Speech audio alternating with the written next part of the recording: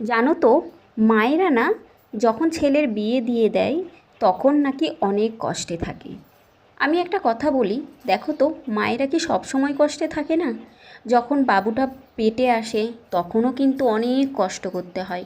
তারপরে যখন 9 মাস পর বের হয় বাবুটা, তখনও কিন্তু মায়েদের অনেক কষ্ট করতে হয়, অনেক কষ্ট। যেটা মা হয়েছে যারা, তারা তো বুঝবেই আমি কি বলতে চাইছি।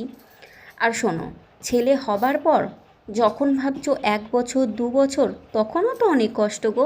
তখন নিজের আনন্দ সুখ সব কিছু বন্ধ করে সেই ছেলেটার পিছনে ছেলেটাকে মানুষ করে যায় একটা মা।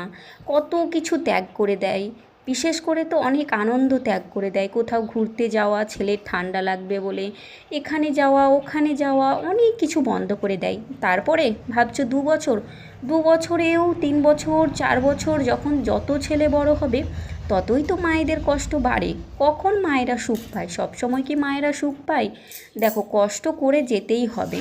মানুষের জীবনে কষ্ট না করলে জীবন নয়। সব সময় কি সুখের জীবন?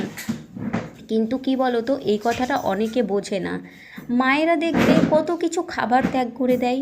ছেলে এটা ভালোবাসে বলে মা কিন্তু খেতে পারে না, ছেলের জন্যই খাবারটা রেখে দেয়।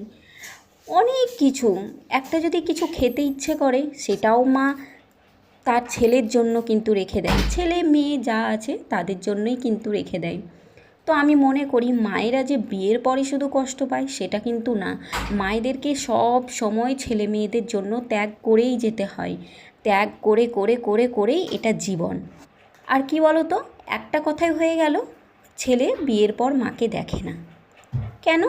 এরকম কথা কেন উঠবে? ছেলেকে তো আগেও পাওয়া যায় না।